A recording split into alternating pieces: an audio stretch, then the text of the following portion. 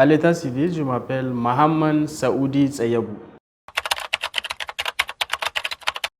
Le 4 septembre 1996, à Agadez, dans le désert du Ténéré. En 2008, j'ai eu mon certificat. 2012, le brevet. Ensuite, 2017, j'ai eu mon bac. Bac A, A4, parce que chez nous, il y a A4 et A8. Ensuite, en 2020, j'ai soutenu ma licence. Et là, actuellement, je suis en train de faire Master 2 en administration management. Je dirais que l'humour, c'est un accident de trajet, parce que c'est un refuge, je dirais. Parce que de mon enfance, je n'ai pas eu le temps de jouer avec mes camarades, parce que j'ai grandi dans une maison où il n'y a pas mes parents. C'est des choses que je ne peux pas dire vraiment. Bon, alors, quand je voulais commencer l'humour, on m'a dit d'être naturel. Donc. Et naturellement, je suis quelqu'un de timide. Donc, pourquoi aller chercher loin, le timide? Il y avait d'abord Haraka Comedy Club, il y a Rare, il y a Rire à Niamey, il y a Karir aussi que je venais récemment là. Alors, Haraka Comedy Club, c'est un comédie club chez nous qui se produit chaque mois. Moi, c'est par le biais d'une amie, elle m'a dit, un tel, viens m'accompagner, je vais rencontrer quelqu'un. Et on est allé, le monsieur nous a expliqué voilà comment il compte créer son comédie club. Et ça m'a intéressé. Au finish, c'est moi qui est resté et non elle. Cabaret Comedy Club aussi, c'est un autre comédie club au Niger, des héros présents de la rue publique, sur lequel aussi on passe de temps à autre. À Haraka seulement, j'ai joué dans plus de 16 numéros. Ensuite, il y a Cabaret du Rire aussi, où j'ai joué plus de 6 fois. Ensuite, je suis allé au Burkina, j'ai fait Koudougou, Ouagadougou. Là, maintenant, je suis au Bénin. Et avant ça, j'ai fait aussi Togo, où j'ai joué dans 5 comédie clubs. Et avec aussi 2 participations de Débat du Rire, 5e édition, et puis Rire à Lomé, 6e édition. Alors, bonsoir. Je m'appelle Mohamed, alias le timide, l'homme miel au goût fraise, au goût ananas, au goût des égouts, le galéré certifié ISO par l'État, le masturbateur professionnel, reconnu et agrégé par les génies de la douche. Donc les filles, calmez-vous. Moi, votre présence et votre absence, c'est la même chose pour moi. Palmida, enantienwi. Ah bon, moi je ne me suis pas limité à dire je vais parler de ceci ou cela. Moi je parle de tout. Et généralement je m'inspire de ma vie quotidienne. Oui. Ça m'inspire beaucoup et des fois aussi j'observe des choses et j'en parle. Thomas Inginjol. Thomas Inginjol, ce qui me plaît beaucoup à lui, c'est que quand il fait son stand-up, tu as l'impression qu'il est en train de te parler directement. Et ça me plaît beaucoup. Ma première prestation, c'était le 7 décembre 2019 au centre Ayere BCAO de Niamey. Chromosome, Eliphas, Valentin, Adama Daiko, Zebal Traoré, Agalawal, Ramatoulaye, ils sont nombreux. Klantelex, ils sont nombreux. Alors là, je dirais c'était le 25 janvier 2020. Je me souvenais de tout. C'était la première fois où j'ai tapé poteau. Et quand j'ai tapé poteau, je me souvenais de tout, je vous assure. J'ai fait de l'endroit du spectacle chez moi, j'ai fait exactement 3615 pas. Bon, là, j'ai pas le t-shirt, mais ça m'a tellement traumatisé que c'est devenu ma marque, quoi. J'ai un t-shirt où c'est écrit 3615 pas. Je dirais que c'était ma première scène. Parce que j'ai jamais fait de scène de stand-up. Et comme ça, on est venu, on m'a dit, va dans la sauce, tu vas découvrir.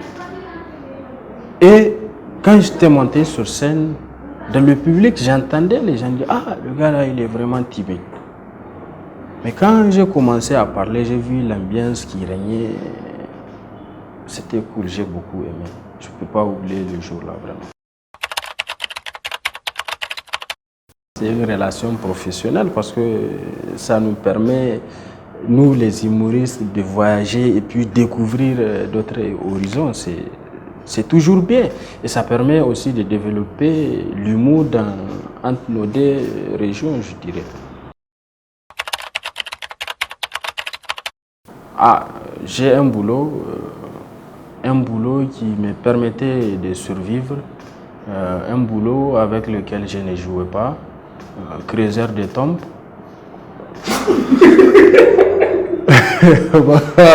Non, à part l'humour, je suis étudiant jusqu'à présent. Jusqu'à présent, je suis étudiant. Les festivals, ça a commencé janvier 2020, c'est pratiquement à la même période. J'ai commencé en décembre 2019 et automatiquement, le lendemain, si je peux me le permettre, j'ai commencé les festivals. Parce qu'il me fallait d'abord des formations. Et à travers ces formations, pour me perfectionner davantage, donc, j'ai commencé et sur les festivals au Niger ou un peu ailleurs, il y a toujours des formations et on a besoin de ces formations-là. Donc, c'est pour ça, moi, dès que j'entends festival, je cours vite m'inscrire pour faire la formation d'abord. Et après, si le gars, on s'entend bien, il me met sur scène et j'aime bien aussi. Vous allez me mettre en guerre avec des humoristes. Hein? Quel humoriste me fait peur? Je dirais que tous les humoristes nigériens, ils me font peur, quoi, parce qu'ils sont talentueux aussi. J'ai peur de tous les humoristes nigériens. Chez nous à Parakou, Sam du Barça, quand il est allé, il nous a cassé les oreilles avec la phrase là. Chez nous à Parakou, mais bien sûr avant lui aussi j'entendais Parakou, puisque avant je suis allé au Togo, donc je suis passé naturellement par ici, donc j'entends parler de Parakou. On n'est pas si loin. Vous savez, d'abord, partout où je passe, je le dis, le Niger. Si vous ne connaissez pas le Niger, au fait, on est comme vous, hein, un pays pauvre. Voilà, mais nous, mis à part la pauvreté, on a une particularité, quoi. Pendant que vous cherchez des emblèmes pour mystifier vos drapeaux, là, nous, on est allé décrocher le soleil et l'accrocher sur notre drapeau. Et je pense que le soleil, là, il est ici à Parakou. Ouais, je me retrouve bien. Grand concurrent, je dirais quoi même. En tout cas, j'ai eu à côtoyer pas mal d'humoristes béninois et je vous assure, il y a de la matière. Il y a de la matière, il faut juste soutenir, ça va le faire, Inch'Allah. Je vais d'abord construire un pigeonnier, m'acheter. C'est un nouveau matelas ou une nouvelle matelas? Bon, en tout cas, m'acheter un matelas et peut-être régler mon abonnement à la Kouroussou. La Kouroussou, c'est le bordel.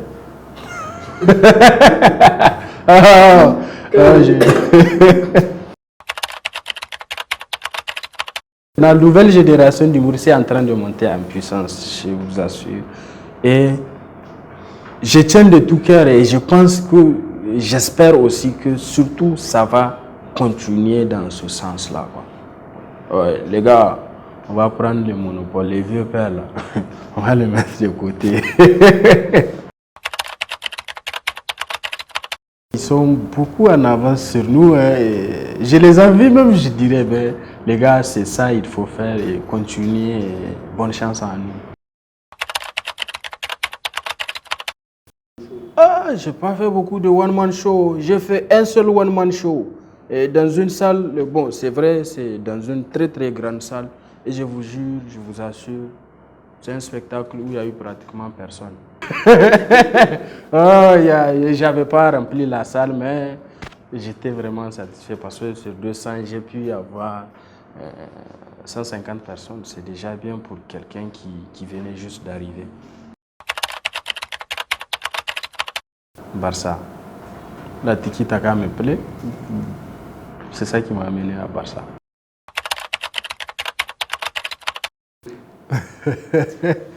Des points de vue général, je dirais Skili. Les gars, courage à nous. Comme je l'ai dit tantôt, le métier n'est pas facile. À beaucoup de moments, on aura envie de décrocher, mais il ne faut pas décrocher, il faut raccrocher. Il faut continuer. Et j'espère nous voir dans 2-3 ans vraiment au sommet. J'aimerais voir des humoristes vraiment à l'image des humoristes là qu'on envie aujourd'hui, qu'on regarde, qu'on dit ah c'est lui là mon modèle. J'aimerais aussi que demain ou après-demain, les jeunes disent ah c'est le gars du Bénin là ou c'est le gars du Niger là qui est mon modèle. Courage les gars, ça ira Inch'Allah. Dabaru TV. Bon, chez nous, Dabaru TV, c'est un grand mot que je ne veux pas dire. Ça veut dire quoi exactement? Et les gars aussi, merci et continuez aussi dans ce sens. J'espère voir vos locaux chez moi au Niger. Ça me ferait plaisir. Moi, l'humour, c'était un accident de trajet, effectivement. Parce que j'étais dans mon boulot, là, creuseur de tombes. Il y a un monsieur qui est venu me voir. Il m'a assuré, il m'a négocié. Il est allé même corrompre mes parents en leur disant qu'il y a de l'argent dans le stand-up. Au premier spectacle, le gars m'amène dans une salle où le public n'atteint même pas une cinquantaine. Et puis, figurez-vous, on était 20 humoristes. À la fin de la soirée, on s'était retrouvé avec 1000 francs. Bon, moi, ça m'a fait mal. Je lui dis, écoute, manager, moi, j'arrête. Il me dit, ah non, t'inquiète, ça va aller. C'est juste que tu es en période d'essai. Je vous jure, ça fait 3 ans. Je suis toujours dans la même période d'essai là.